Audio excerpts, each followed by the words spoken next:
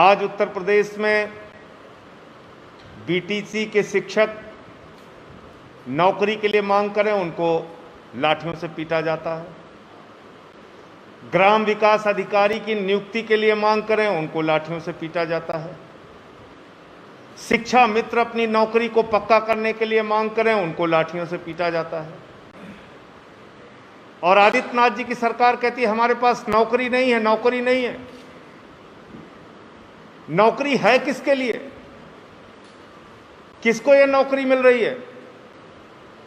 और इस पर आज एक बड़ा खुलासा सामने आया है कि प्रदेश के शिक्षा मंत्री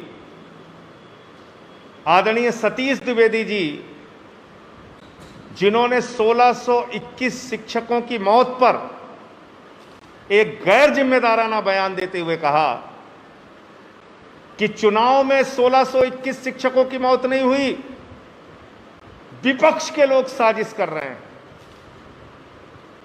उनको अपने विभाग के 1600 शिक्षकों की मृत्यु जो कोरोना से चुनाव ड्यूटी के दौरान हुई वो नहीं दिखती, वो विपक्ष की साजिश नजर आती है। उनको सिर्फ मालूम है कि 3 लोगों की मृत्यु कोरोना से हुई, उनको नहीं मालूम कि 1621 शिक्षकों की मृत्यु कोरोना से हो गई। लेकिन सतीश द्विवेदी जी को यह मालूम है, आदित्यनाथ जी के मंत्री को यह मालूम है कि फर्जीवाड़ा करके अपने भाई को गरीबी रेखा के ईडब्ल्यूएस का सर्टिफिकेट बनवा के, लो इनकम सर्टिफिकेट बनवा के कैसे नौकरी दी जाती है, यह मंत्री जी को मालूम है, यह मालूम है उनको।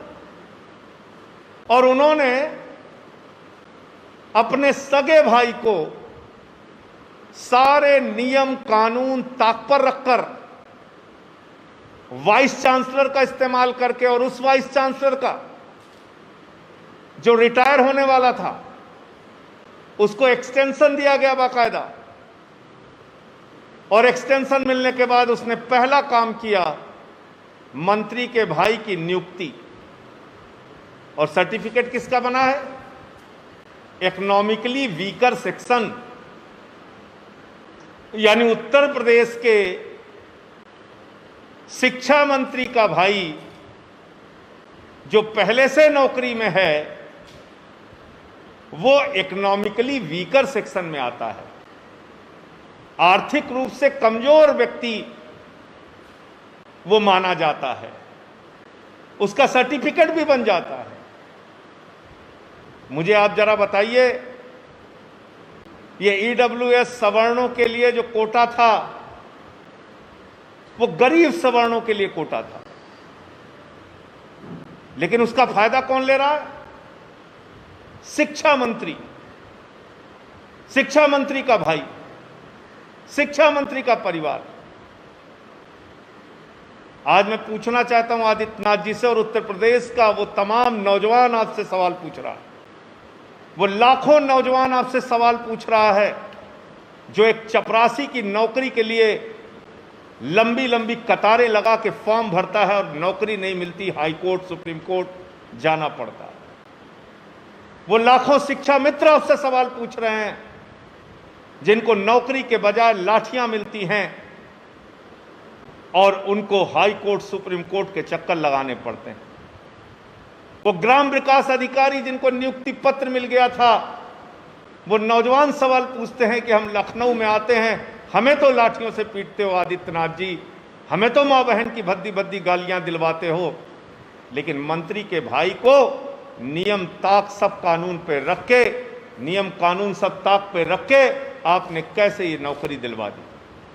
तो इसलिए मैं मांग करता हूं, ऐसा संवेदनहीन मंत्री जो अपने विभाग के 1621 शिक्षकों की मृत्यु की बात को दरकिनार करते हुए से विपक्ष की साजिश बताता हो, ऐसे चालाक और संवेदनहीन मंत्री जिन्होंने सारे नियमों को किनारे करके अपने भाई को ईडब्ल्यूएस कोटा में जो किसी गरीब सवर्ण के बच्चे को नौकरी मिलनी चाहिए, उस कोटे में फर्जी सर्टिफिकेट बनवा के अपने भाई को असिस्टेंट प्रोफेसर बनवाया। ऐसे शिक्षा मंत्री को तत्काल अपने पद से इस्तीफा दे देना चाहिए। और आदित्यनाथ जी में अगर जरा सी भी नैतिकता है तो उत्तर प्रदेश का लाखों नौजवान आपसे कह रहा है, ये उन लाखों नौजवान का अपमान है, ये उनकी बेरोजगारी का अपमान है। वो आपसे सवाल कर रहे हैं कि ऐसे मंत्री को अपने मंत्रिमंडल से आप बर्खास्त करके बाहर कीजिए, वरना आपकी बातें सिर्फ इस प्रदेश के नौजवानों के लिए एक छलावा मात्र साबित होंगे। आपके बड़े बड़े दावे छलावे साबित हो रहे हैं। आपके पास उत्तर प्रदेश के लाखों नौजवानों के लिए नौकरी नहीं है। आपके पास आदित्यनाथ जी अगर नौकरी है तो अपने मंत्री के भाई के लिए नौकरी है, उनके रिश्तेदारों के लिए नौकरी है, अपने करीबी लोगों के लिए नौकरी है, लेकिन प्रदेश के नौजवानों के लिए नौकरी नहीं है। आज मैं फिर दोहराता हूं कि 1621 जो शिक्षकों की मृत्यु चुनाव ड्यूटी में हुई है, उसकी सही सूची सरकार तुरंत बनवाए, अन्यथा आम आदमी पार्टी आंदोलन करेगी और उन लोगों के लिए न्याय लेकर रहेगी। ये हमारा संकल्प है और इसको हम लोग करेंगे। तो आज इसी विषय पे बात करनी थी, जो ये सामने आया है मामला, तो इससे संबंधित कोई सवाल आपके हों तो पूछ सकते हैं।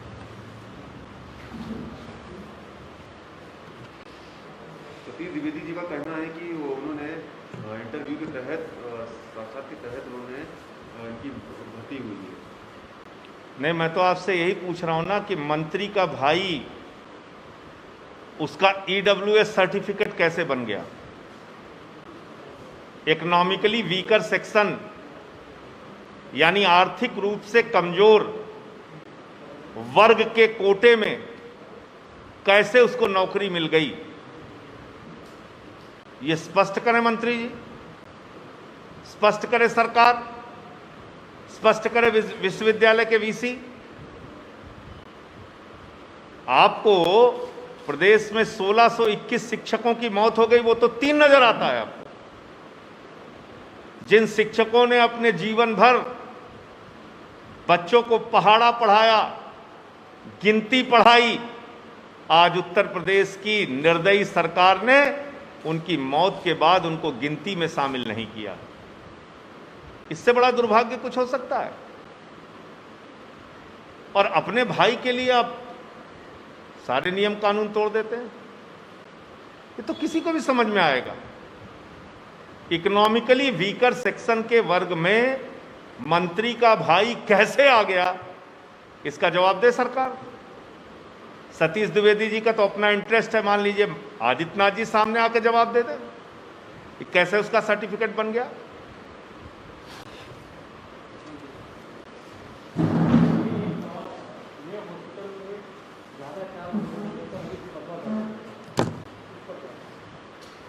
देखिए, प्राइवेट हॉस्पिटल में कहीं भी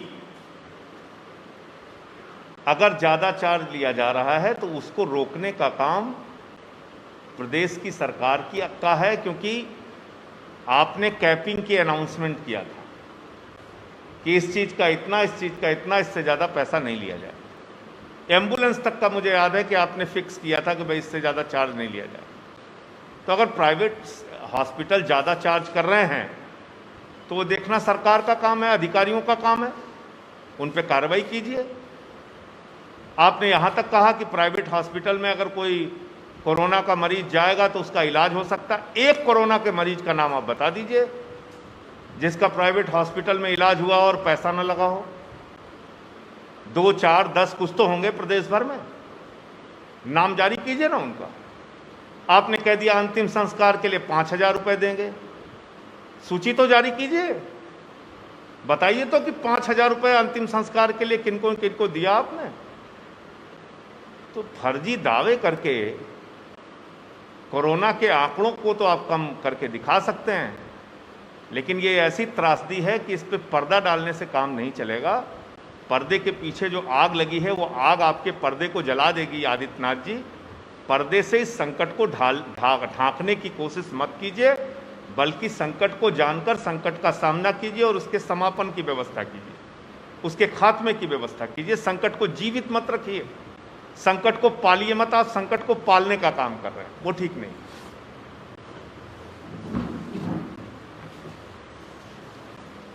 अगर आप चाहते हैं गरीब हर वंचित इंसान की आवाज आप तक पहुंचे तो हमारे चैनल को सब्सक्राइब करें और बेल आइकन का बटन दबाना ना भूलें। देखते रहिए बहुजन हलचल न्यूज।